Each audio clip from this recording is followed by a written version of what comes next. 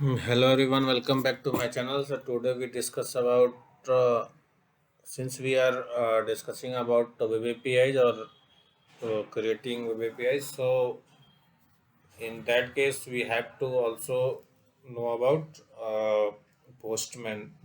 This is a client tool basically. So in this video, we have to discuss about what is Postman and how we have installed the Postman in our system.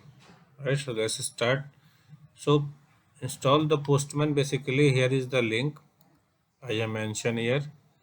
This is the link to install the Postman. Just click on the link, and when we click the link, you open this page, and this page you have to,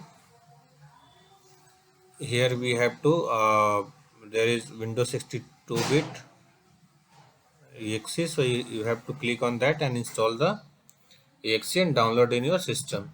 Once you downloaded the exe, run the exe and install the Postman. After that, when we install the Postman, he looks and open the Postman, it look like this. So here is URL.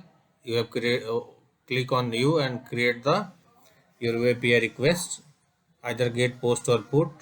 So click on new and give the API URL and its parameter based on your requirement, or you click here, or you can also click here to create the API request, and then you can check that your web API.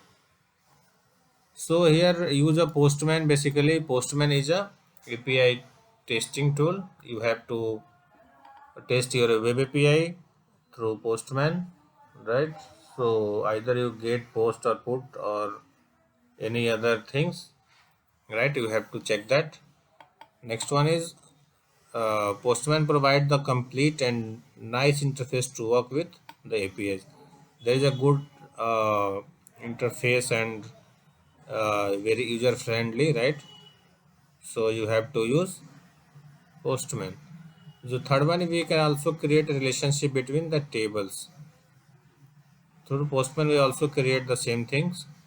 Fourth one, you can use SQL Server from any other server or from your local system. Suppose you develop the web APIs, you have to use a local server or local system, mention local IP address or local system name in your connection string, or either you have to put your server details to connect your database to web API, right? So this is the use of Postman basically.